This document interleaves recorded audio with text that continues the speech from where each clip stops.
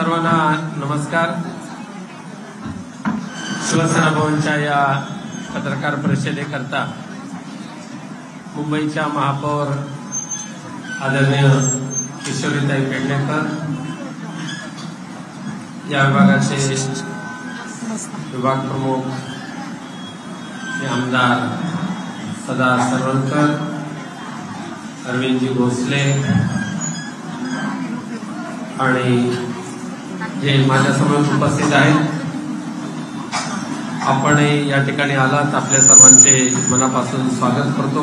पत्रकार बंधू भगिनींचे खास करून काल 18 फेब्रुवारीला केंद्रीय सूक्ष्म मंत्री म्हणजे सूक्ष्म मध्यम मंत्री नारायण राणे यांनी स्वतःच्या ट्विटरवरून एक ट्विट केलं होतं आणि खासदार विनायक राऊत यांच्यासाठी खास बातमी, ईडीच्या मातोश्रीवरील 4 जणांना ईडीच्या नोटिसा येणार, हे घडल्यावर आपले बॉस आणि आपण कुठे धावणार, अशा पद्धतीचं ट्विट काल नारायण राणे यांनी केल्याचं वाचनात आलं, माझ्या नावाचा उल्लेख करून। आणि आज ह्या महोदयांची एक पत्रकार परिषद सुद्धा सकाळी ऐकण्यात आली। नारायण राणे यांनी ज्या बडेजावपणे घोषणा केली होती ट्विटच्या माध्यमातून आणि पत्रकार परिषद पाहिली, तर खोदा पहाड आणि निकला कचरा असे त्यांची अवस्था झाली। केवळ आणि केवळ भाजपाच्या गुडबुकमध्ये राहायचं यासाठी नारायण राणे यांची चाललेली केविलवाणी परिस्थिती पाहिल्यानंतर खूप वाईट वाटतं। केवळ स्वार्थासाठी सत्तेची लाचारी करत असताना स्वाभिमान कसा गुंडाळून ठेवायचा आणि लाचारी कशी पत्करायची, हे केवळ आणि केवळ कोणाकडून शिकायचं असेल तर ते नारायण राणे यांच्याकडून। आणि म्हणून मला एक तर सर्वप्रथम प्रश्न करायचा आहे की एका केंद्रीय मंत्र्याने ईडीच्या नावाचा दुरुपयोग करून एखाद्याला धमकी देणं हे निश्चितच केंद्रीय पदाचा केलेला दुरुपयोग आहे। एक तर ईडीच्या नोटिसा येतील असं सांगण्याचं धाडस करत असताना, एकतर त्यांनी ईडीच्या कार्यालयामधून कागदपत्रांची केलेली चोरी असेल किंवा ईडीच्या काही अधिकाऱ्यांनी त्यांच्याशी केलेली हातमिळवणी असेल।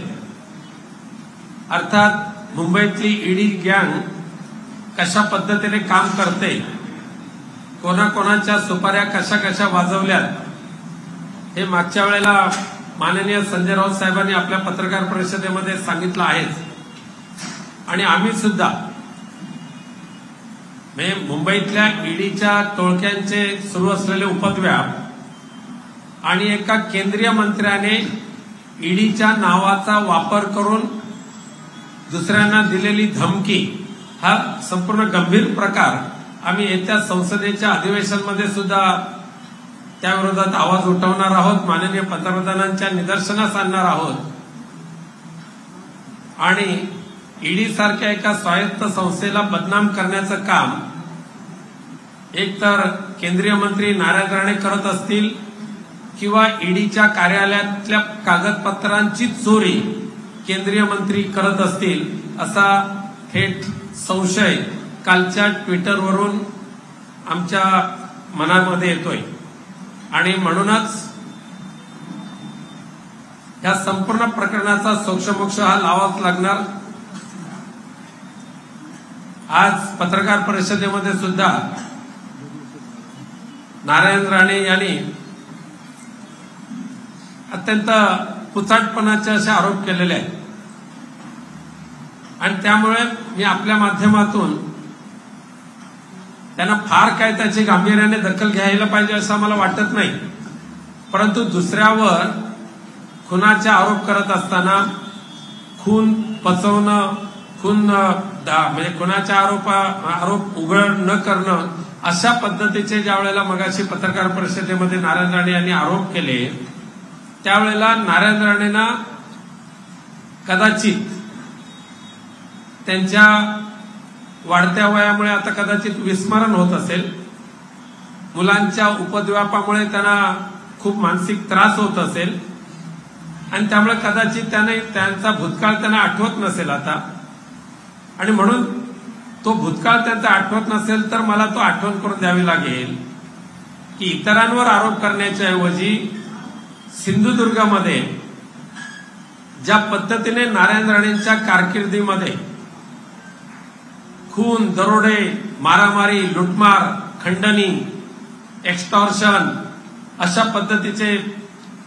जवळजवळ 9 वर्ष प्रकार होत होते, आणि मग रमेश गोवेकर असतील, सत्यविजय भिसे असतील, अंकुश राणे असतील, मंचेकर असतील, ह्या सगळ्यांचे झालेले निर्गुणपणे केलेले खून हे कोणी केले आणि कोणी कशा पद्धतीने पचवले. श्रीधर नाईक यांच्या खुनामध्ये तर प्रत्यक्ष आरोपी म्हणून कोण होतं हे आम्हाला सुद्धा जाहीरपणे उघड करून सांगण्याची वेळ आणू नये, परंतु त्या ठिकाणच्या केवळ सिंधुदुर्गातील जनतेलाच नव्हे तर संपूर्ण महाराष्ट्राला माहिती आहे की ह्या सगळ्या खुनांच्या पाठीमागे खरा सूत्रधार कोण होता. आणि ह्या आता केवळ मी बोलतोय असं नाहीये, तर नारायण राणेंची कुंडली ज्या पद्धतीने विधान परिषदेमध्ये ह्या महाराष्ट्राचे एक विद्वान आणि अत्यंत अभ्यासवर्ष मुख्यमंत्री देवेंद्र फडणवीस यांनी विधान परिषदेमध्ये त्यांच्या कुंडलीचं ज्या वेळेला वाचन केलं, ते वाचन जरा मी आपल्याला ऐकवतो. अमित जरा व्हिडिओ लाव.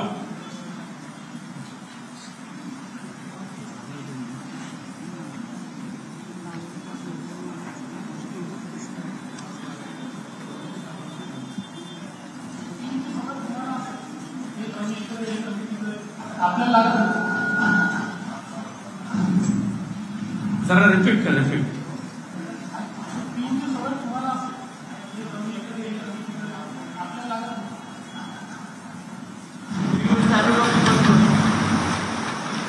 भाजपला गुंडांचा पक्ष कोण सांगतात? कोणी सांगतात भाजप गुंडांचा पक्ष? आश्चर्य माहिती काहीतरी मागणी करायची तुम्ही. काय रमेश गोवेकरांचं काय झालं, काय तुमची दुसरी मागणी होती अंकुश राणेंचं काय झालं, तुमची मागणी होती काय होता जाऊ एवढ्या मागण्या आपल्याला करायचं.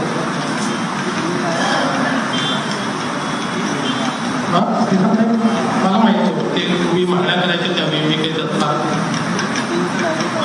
आणि आता तुम्ही सांगायचं भाजप गुंडांचा पक्ष. साहेब मुद्दा याबद्दल परत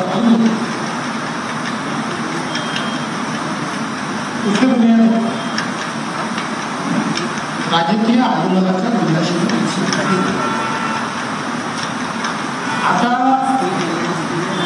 सिंधुदुर्गमध्ये कोणावर काय काय गुन्हे आहेत या ठिकाणी सांगितलं.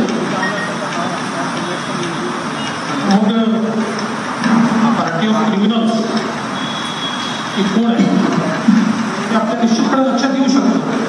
जाऊ द्या तेवढ्या डिटेलमध्ये मी काही जाणार नाही, पण सावंतवाडीमध्ये काही नंबर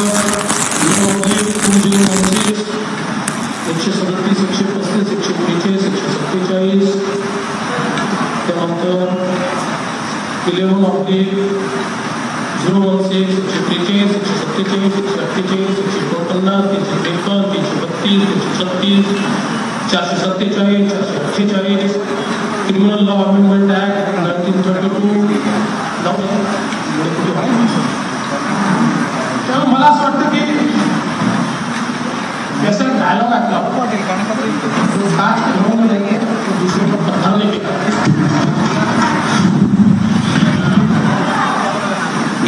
परिषदेमध्ये माननीय मुख्यमंत्री तत्कालीन मुख्यमंत्री देवेंद्र फडणवीस साहेबांनी हे जी कुंडलीचं वाचन केलं आणि त्यामध्ये ज्या ज्या गुन्ह्यांचा अंतर्भाव केला होता आणि काही करायचं राहिलेलं आहे.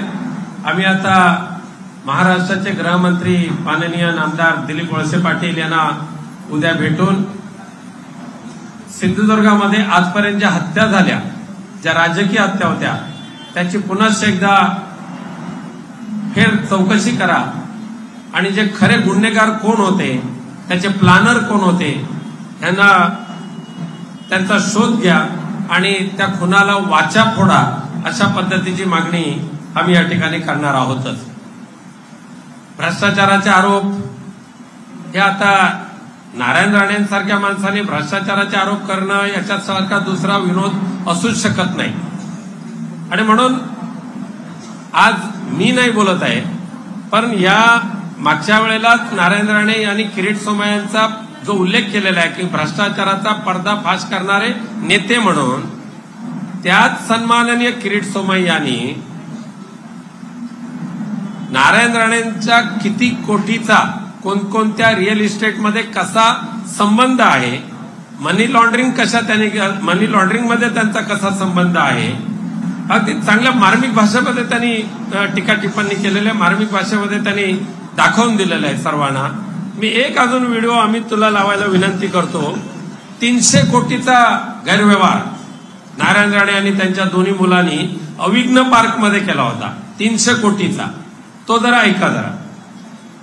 The Enforcement Directorate is probing a 300 crore rupee money laundering racket involving former Maharashtra Chief Minister Narayan Rane and Kishore Agarwal, chairman of real estate company Abhigna India Limited. Now, Rane allegedly diverted this 300 crore rupees from accounts maintained in tax havens in Cyprus and Mauritius into a residential project promoted by Kailash Agarwal. Kirit Somaiya, BJP MP from Mumbai, has filed a case with the Enforcement Directorate in this regard. Aishwarya Pallava gets us the details. The Enforcement Directorate is now investigating a new scam worth 300 crore rupees. This is a money laundering scam in which former Maharashtra Chief Minister Narayan Rane has been named as an accused. Another person who's been named into this scam is prominent developer Kailash Agarwal, who is the chairman of Abhigna India Limited and the makers of the very famous One Abhigna Park. Now, in this scam, it tells us that there are allegations that Kailash Agarwal knew precisely what was happening, and this 300 crore scam was also used to put in money into one particular project, which is right behind the One Abhigna Park. Subsequently, we also tell us that now they are investigating the case, and it is in the initial stages. They said this 300 crore scam could grow exponentially once they delve deeper into this case. They also said that on the face of it, there are two accused into this case: former Chief Minister of Maharashtra Narayan Rane and the chairman of Abhigna India, Mr. Kailash Agarwal. So, in this whole money laundering bracket, what is the rough amount of money, in your opinion, that has been laundered around? And when you talk about investigations, at which level are the investigations right now? Since you have written the video. Actually, after Bhujbal Rege, we found out that the same agent were indulging into money laundering profession. 4 agents, 2 are from Mumbai and 2 of their partners in Kolkata. We have observed that around half a dozen ministers or the ruling party and Congress and NCP leaders have found involved in this money laundering.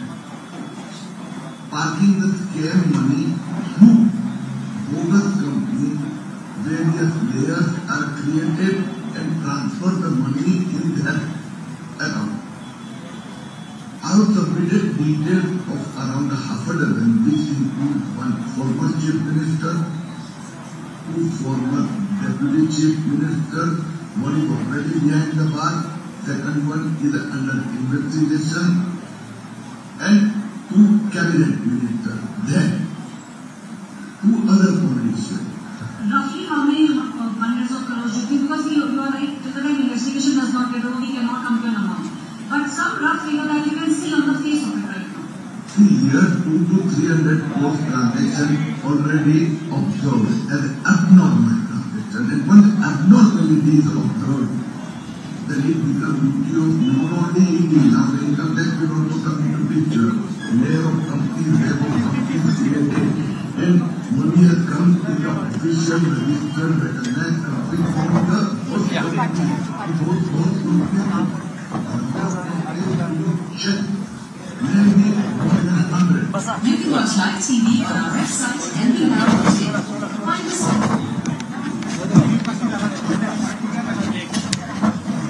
एक भ्रष्टाचाराच्या संदर्भात किरीट सोमय्यांचा आरोप आपण ऐकला. अजून एक छोटासा video तुम्हाला दाखवतो की ज्याच्यामध्ये किरीट सोमय्यांनी अजून एक भयंकर मोठा गंभीर आरोप नारायण राणे यांच्यावर केलेला आहे. आणि आता हे सर्व आमच्यावर जबाबदारी आहे की किरीट सोमय्यांच्या माध्यमातून नारायण राणेंसारख्या एका भ्रष्टाचारी व्यक्तीवर जे गंभीर आरोप केले होते ईडीमध्ये, त्या केलेल्या आरोपाचं नेमकं काय झालं, कुठे चौकशी झाली, त्या चौकशीचा नेमका टप्पा कोणता आहे, चौकशी झाली नसेल तर ती दाबून का ठेवली, हे संपूर्ण प्रकरण आम्ही आता ईडीच्या समोर मांडणार आहोत. पण त्याचबरोबर येत्या संसदेच्या अधिवेशनामध्ये सुद्धा किरीट सोमय्यांच्या आरोपाची आम्ही गांभीर्याने दखल घेऊन त्याचा पाठपुरावा करण्याची जबाबदारी आमच्यावर आहे. आणि म्हणून आम्ही ते किरीट सोमय्यांचा तो एक व्हिडिओ दाखवू. दूरदर्शनामध्ये नारायण राणे आणि कुटुंबियांवरती सोमय्या यांनी सीआरझेड उल्लंघन आणि शेकडो कोटींच्या घोटाळ्याचा आरोप केला. तेच राणे आता भाजपात केंद्रीय मंत्री आहेत आणि नितेश राणे यांच्याकडे मुंबई महापालिकेची भाजपाला जबाबदारी सोपवली आहे. भारताचे माजी मुख्यमंत्री नारायण राणे आणि परिवार यांचा जर कंपन्यांचे बेनामी व्यवहार आणि ज्या पद्धतीने रिअल इस्टेटातून वेगळ्या माइंड आणि ह्याच्यात त्यांचा जो व्याप आहे, मला असं वाटतं चौकशी करायची गरज आहे. एकंदर त्यांच्या कंपन्या, डझन कंपन्या असेल, त्यांची मुलं, पत्नी, परिवार, त्याच्यानंतर त्यांनी जे आर्थिक व्यवहार केलेले आहेत त्या कंपन्या, मग त्या कंपन्यांची व्यवहार केले त्यांचा बोगस कंपन्या, ही त्यांच्यात संपर्कात बोलला. सकाळच्या पत्रकार परिषदेमध्ये नारायण राणे यांनी माझ्यावर एक आरोप केला आणि माझा उल्लेख 3-5 खासदार असं केलेला आहे. आम्हाला त्यांनी तर 3-5 म्हटल्यानंतर मला काही त्याचं दुःख झालेलं नाही, कारण आमचा पिंडच कार्यकर्त्याचा आहे. पण कोणाच्या नथीतून बाण मारण्याचं काम आम्ही करणार नाही. त्याने ज्या व्यक्तीचा उल्लेख केलेला आहे त्या व्यक्तीला मी कधी पाहिलं सुद्धा नाही. आणि मला जर त्यांच्या घराबद्दल तक्रार करायची होती तर चिवला ब्रीजचा बंगला सुद्धा सीआरझेडचं उल्लंघन करून झालेलं आहे. त्या ठिकाणी सुद्धा लोकांची जागा हडप केलेली आहे. SSPM कॉलेज जे आहे त्या पडवे नावाच्या गावातल्या अनेक शेतकऱ्यांच्या समोर चाकू ठेवून, तलवार ठेवून त्या ठिकाणी त्यांच्या जमिनी जबरदस्तीने घेतलेल्या आहेत. इंजिनिअरिंग कॉलेजच्या संदर्भात सुद्धा मंचेकरनी विरोध केला म्हणून त्याचं डोकं पडलं. ते भरपूर काय काढू शकतो, परंतु कोणताही आरोप करत असताना भान न ठेवता केवळ बकवासगिरी करायची हा धंदा आता नारायण राणेंनी चालू केलेला आहे. मातोश्रीवर टीका करायची हा धंदा आता चालू केला, तो त्यांनी बंद करावा. आणि जिथे आता तुम्हाला जे काय सूक्ष्म, मध्यम वगैरे वगैरे काय जे दिलेले आहेत त्याच्यामध्ये समाधान मानून भगवंताच्या कृपेने उर्वरित आयुष्य त्यांचं सुखा समाधानाचं आणि विदाऊट टेन्शन जावं हीच प्रार्थना या ठिकाणी करतो. धन्यवाद.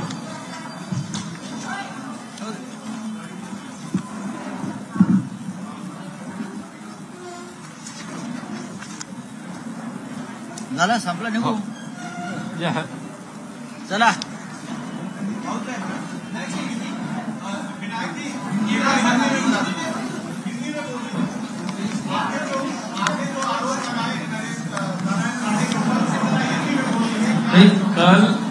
कल 18 फरवरी को 5 बजे नारायण राणे ने अपने खुद के ट्विटर से ट्वीट किया और विनायक राउत को एक खुशी की खबर हम देने के लिए जा रहे हैं, ऐसे उस ट्वीट में उन्होंने कहा था. और इसके लिए आज भी उन्होंने प्रेस लेकर कुछ आरोप करने की कोशिश की, लेकिन जैसा कि मैंने कहा मराठी में, खोदा पहाड़ और निकला कचरा। इसके लिए उनके प्रेस में जो उन्होंने आरोप किए उसके वो हम दखल अंदाज कर रहे हैं, कुछ गंभीरता से लेने की आवश्यकता नहीं है। लेकिन जिस तरह से उन्होंने कहा कि इस मुंबई में कई लोगों के मर्डर हुए, कई लोगों की जानें ली गई, और उस मर्डर के पीछे कौन थे, उसकी आगे क्या हुआ, जब ऐसा उन्होंने कहा तब मैंने बताया अभी कि सिंधुदुर्ग में पिछले 9 वर्ष में करीबन 7 लोगों की जानें ली गई, और उसके पीछे कौन था और किसकी किसकी ली गई ये यहाँ दिखाया। और उसके बारे में महाराष्ट्र के मुख्यमंत्री देवेंद्र जी फडणवीस, इन्होंने विधान परिषद में क्या स्टेटमेंट दी थी सिंधुदुर्ग के क्रिमिनल के बारे में, सिंधुदुर्ग के ये जो कुछ घटना हुई थी उसके बारे में, वो मैंने यहाँ दिखाया। साथ साथ किरीट सोमैया जी ने अविघ्न पार्क में जो भ्रष्टाचार किया या मनी लॉन्ड्रिंग किया 300 करोड़ के, उसके बारे में सोमैया ने क्या इल्जाम किए थे वो मैंने यहाँ दिखाया है। और दूसरे एक महत्वपूर्ण बात ऐसी मैंने कहा कि ईडी के नाम से, एक केंद्रीय मंत्री ईडी के नाम से अगर किसी को धमकी देते होंगे तो ये केंद्रीय मंत्री पद का जो शपथ उन्होंने लिए थी वो शपथ का उन्होंने भंग किया है। एक तो ईडी के कार्यालय से उन्होंने कागजात की चोरी की होगी, या ईडी के कई लोगों ने उनको इन्फॉर्मेशन दी होगी। तो आदरणीय प्रधानमंत्री जी ने ईडी का ये जो जिस तरीके से दुरुपयोग केंद्रीय मंत्री के नाते से नारायण राणे कर रहे हैं, इसकी पूरी तरीके से जांच करनी चाहिए, या हम संसद के सत्र में हम उसके ऊपर संसद में हमारा आवाज उठाएंगे। धन्यवाद।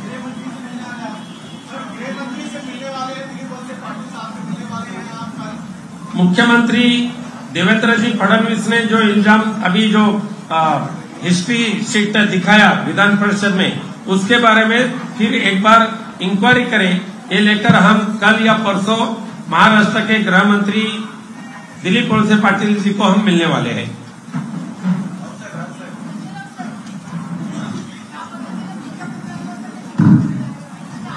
एक मिनिट आधी मला असं वाटतं की आपल्या महापौर किशोरीताई पेडणेकर यांना काहीतरी सांगायचं आहे महत्वाचं, त्यांना बोलू द्या। मी आपलं ऐकायला आलोय पत्रकार परिषद। सर्वप्रथम नमस्कार। ज्या पद्धतीने या पूर्ण मुंबईत महाराष्ट्रामध्ये बदनामी करण्याची भारतीय जनता पार्टीकडनं आघाडी उघडली गेली, आघाडी सरकार चांगलं काम करतंय, परंतु यांची मात्र आघाडी बदनामीकडे वळते। 2 दिवसापूर्वी राऊसाहेबांनी VCवर चॅलेंज देऊन सांगितलं होतं की आम्हाला ते दाखवा, 3 पैशाचा तमाशा हा किरीट सोमय्यांच्या माध्यमातून सतत आणि सतत या महाराष्ट्रात आणि मुंबईत होताना दिसतोय। खास करून मी कालचं आणि आजचं जे काही सन्माननीय नारायण राणे साहेबांनी दिशा सालियन हिच्याबद्दलचे जे उद्गार काढले, एक महिला म्हणून, मुंबईची महापौर म्हणून थोडंसं व्यथित व्हायला झालं, कारण दिशा सालियन यांचा जो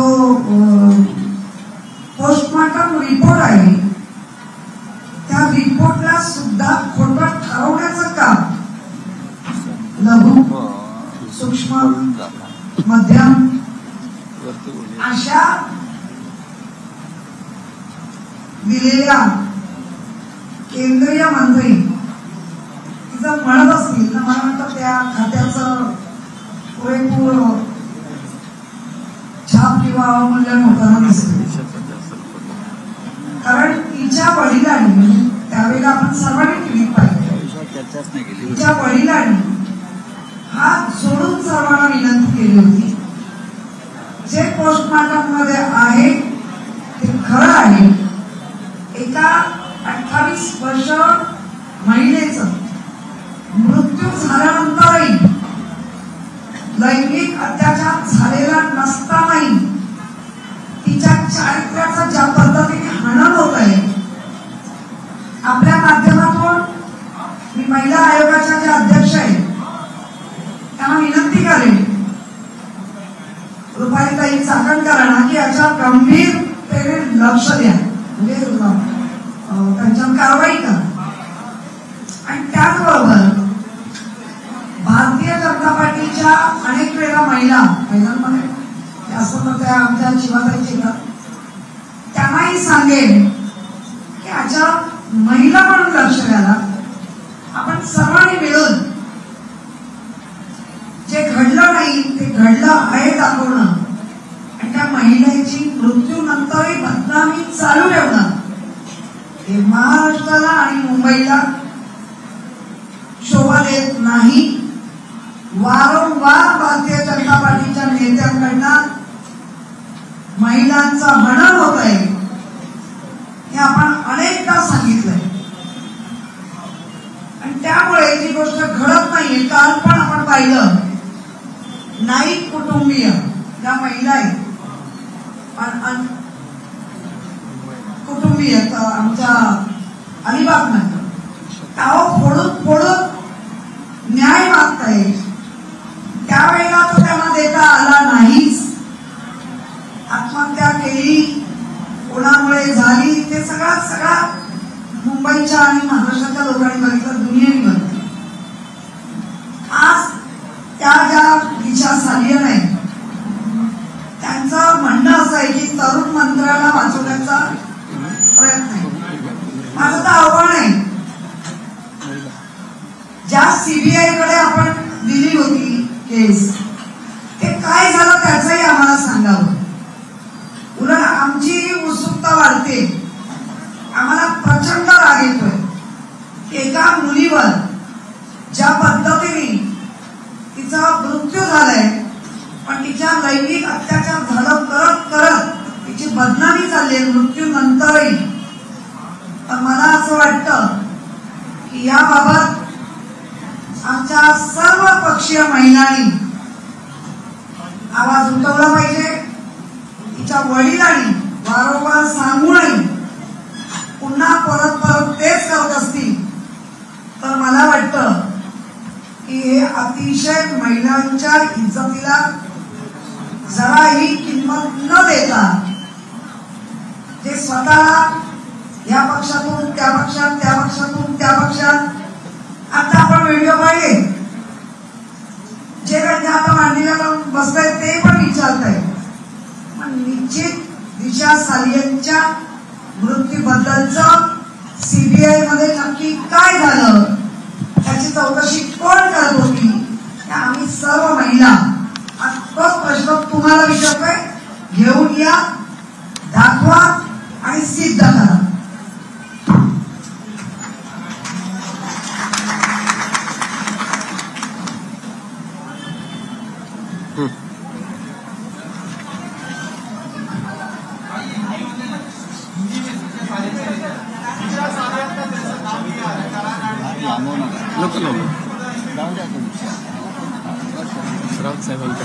ठीक आहे, चला आपण संपून निघून जाऊ. काय बोलले, चला चला, धन्यवाद.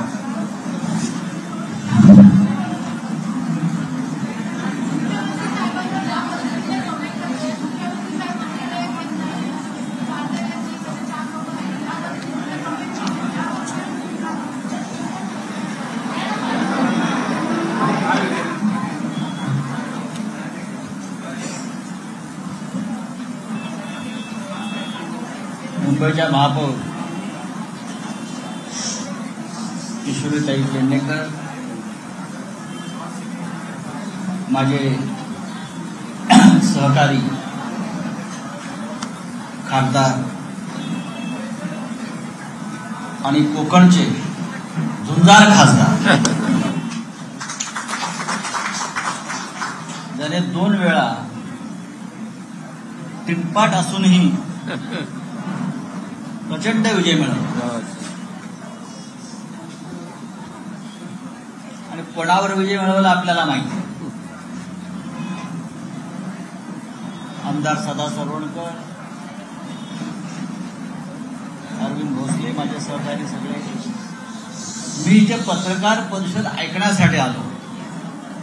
वर एका मीटिंगला आलो. विनायक राऊत बोलतायत, किशोरीताई बसल्या आहेत. म्हटलं पाहावं काय चाललंय. आपण पाहिलं असेल आता हे जे कोणी किरीट सोमय्या आहेत त्यांच्यावर मी गेले 4 दिवस रोज त्यांचं एक प्रकरण देतोय. आज सुद्धा दिलं. पालघरला वेऊर नावाच्या गावात त्यांचं एक फार मोठं प्रोजेक्ट सुरू आहे.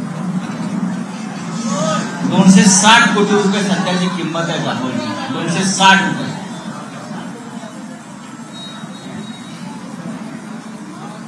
त्यांच्या मुलाच्या नावाने. आणि त्यांची पत्नी जी आहे मेधा किरीट सोमय्या या त्या प्रोजेक्टच्या डायरेक्टर. मी त्यांना प्रश्न विचारलेला आहे, ह्या 260 कोटीमध्ये ईडीचे एक डायरेक्टर आहेत, त्यांचे किती पैसे आहेत? ही बेनामी प्रॉपर्टी एका ईडीच्या संचालकाची आहे. हे मी आज जाहीरपणे विचारलेलं आहे. 260 कोटी रुपयाच्या या प्रोजेक्टमध्ये किरीट सोमय्याचा मुलगा नील किरीट सोमय्या आणि पत्नी मेधा किरीट सोमय्या हे कोटी कोटी कोटी कोटी रुपये यांच्याकडे येतात कुठून? त्याच्या आधी मी वसईतल्या एका प्रकल्पाचं, रिकॉन प्रकल्पाचं काही 1000 कोटीचं जे राकेश वाधवांकडून घेतलेली जमीन आहे, हे हजारो शेकडो कोटीचा भ्रष्टाचार आता रोज बाहेर पडणार आहे. लक्षात घ्या, रोज. आणि तुम्हाला उत्तर द्यावं लागेल. आणि ईडीच्या कार्यालयामध्ये आम्ही हजारो नव्हे लाखो लोक लवकरच जाणार आहोत. लाखो लोक. पहा तुम्ही आमच्या 5-25 हजाराची चौकशी करताय ना, आम्ही तुम्हाला हजारो कोटी रुपये महाराष्ट्रातून कसे लुटले गेले, कसा भ्रष्टाचार केला, हे आम्ही तुम्हाला आता उघडं केल्याशिवाय राहणार नाही. आणि धमक्या देऊ नका आम्हाला कुंडला काढण्याच्या वगैरे. तुम्हाला तुरुंगात बसून तुमच्याच कुंड्याला पाहावं लागणार आहे. याच्या कुंड्याला आहेत, त्याच्या कुंड्याला आहेत का तुमच्या कुंड्याला नाही आहेत का आमच्याकडे? हे महाराष्ट्र सरकार आहे, तुमचं असेल केंद्र सरकार, पण इथे सुद्धा महाराष्ट्राचं सरकार आहे आणि ते व्यवस्थित अगदी मजबूत आहे. आणि आमच्या हातात सुद्धा बरंच काही आहे. तेव्हा उगाच पोकळ धमक्या देण्याच्या भानगडीत पडू नका. यात तुम्हीच फसणार आहात. मगाशी विनायकराव राऊत यांनी काही व्हिडिओ क्लिप्स दाखवल्या. हे जे भ्रष्टाचाराच्या विरुद्ध लढणारे जे नवीन महात्मा जन्माला आलेले आहेत, जे दलाली करतात केंद्रीय तपास यंत्रणांची, आम्ही तर त्यांना आवाहन करतो, आता तुम्ही जे हजारो कोटीचा भ्रष्टाचार त्या केंद्रीय मंत्र्यांचा काढलेला आहे ना, तो आता पुढे घेऊन चला ती लढाई. आमच्याकडे काही कागदपत्र आहेत, ती आम्ही तुम्हाला सुपूर्द करतो. आणि त्या केंद्रीय मंत्र्यांच्या 300 कंपन्या वगैरे काय मगाशी आपण सांगत होता, 300 करोडचा घोटाळा, ती लढाई अंतिम टप्प्यात नेण्यासाठी मिस्टर किरीट सोमय्या आम्ही तुम्हाला आवाहन करीत आहोत. तुमच्यात हिंमत असेल आणि तुम्ही सच्चे असाल तर तुम्ही लढाई पुढे न्याल. नाहीतर जसा शेपूट घालून बसलेला त्या विषयावर ती शेपूट आम्ही खेचून काढू तुमची. हे ढोंग ही नौटंकी बंद करा. भारतीय जनता पक्षाच्या लोकांनी या महाराष्ट्रात आणि देशात काय केलेलं आहे, कसा देश आणि महाराष्ट्र लुटलेला आहे, आणि ती लूट लपवण्यासाठी तुम्ही जे आमच्यावरती आरोप करताय त्याचा पर्दाफाश आता व्हायला सुरुवात झाली आहे. तुमच्या भ्रष्टाचाराचा हिशोब तुम्हीच करत बसा आता. आणि माझं तर स्पष्ट आव्हान आहे, ईडी असेल, सीबीआय असेल, इन्कम टॅक्स असेल, तुम्ही लावा आमच्या मागे. नाही घाबरत आम्ही तुम्हाला. तुम्ही किती धमक्या दिल्यात ना आम्हाला, तरी रिश्ते में हम आपके बाप लगते हैं.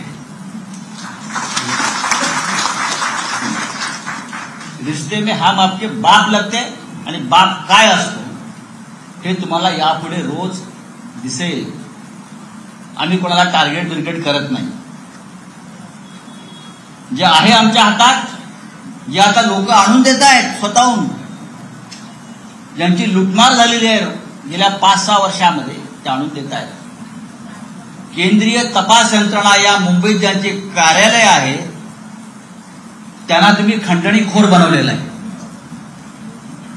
हे तुमची खंडणी जमा करण्याचे साधनं झालेली आहेत. आणि एक क्रिमिनल सिंडिकेट या मुंबईत चालू आहे, महाराष्ट्रात चालू आहे.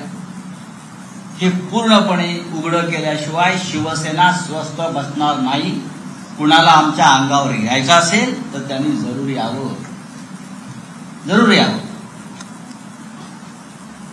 आज मगाशी किशोरताईंनी काही विषय सांगितले, विनायकरावांनी सांगितले. तुम्ही बोला ना, आमच्या रोज पत्रकार परिषद घ्या, तुम्हाला त्याच पद्धतीनं उत्तर दिलं जाईल. आणि एक दिवस तुम्हाला तुमचं तोंड काळं करून निघून जावं लागेल, हे लक्षात घ्या. तुमच्याकडे काही उरणार नाही, पण आमच्याकडे एवढा साठा पडलाय. आणि हे सगळे ट्रकच्या ट्रक घेऊन आम्ही ईडीच्या कार्यालयात नाही गेलो तर पहा तुम्ही. आणि ज्या दिवशी आम्ही जाऊ त्या दिवशी ईडीचं ऑफिस हे बंद करून निघून गेलेले असते. बंद करा काही धंदे तुमचे, पास झाले, तुम्ही एक्सपोज झालेला आहात. पुढल्या आठवड्यामध्ये ईडीचा सगळ्यात मोठा घोटाळा आम्ही बाहेर काढणार आहे. ही ईडी आहे ना, जे आम्हाला धमकावत आहेत ना, आम्हाला धमक्या देत आहेत ना, ईडीची नोटीस मातोश्रीवर येणार, ईडीची नोटीस इकडे जाणार. पुढल्या आठवड्यामध्ये या ईडीचा सगळ्यात मोठा घोटाळा, भ्रष्टाचार, क्रिमिनल सिंडिकेट इथेच बसून मी बाहेर काढणार. धन्यवाद. जय महाराष्ट्र. आणि आपला प्रश्न होता मगाशी, मुख्यमंत्र्यांची प्रकृती उत्तम आणि ठणठणीत आहे. आपण त्यांना गेले काही दिवस पाहताय, ते बाहेर कार्यक्रमाला जात आहेत. माणसाचं आजारपण सांगून येत नाही. आणि जे आरोप करतायत त्यांच्या प्रकृतीची आम्हाला चिंता वाटते. खरं म्हणजे ईश्वर त्यांना उदंड आयुष्य देव, त्यांच्या मुलाबळांचं भरभराट हो चांगल्या मार्गाला. तुम्ही तुमची प्रकृती सांभाळा. आमच्या मुख्यमंत्र्यांची प्रकृती उत्तम आहे. राज्याचं नेतृत्व करायला ते सक्षम आहेत आणि तुम्हाला ठोकायलाही तेवढे सक्षम आहेत.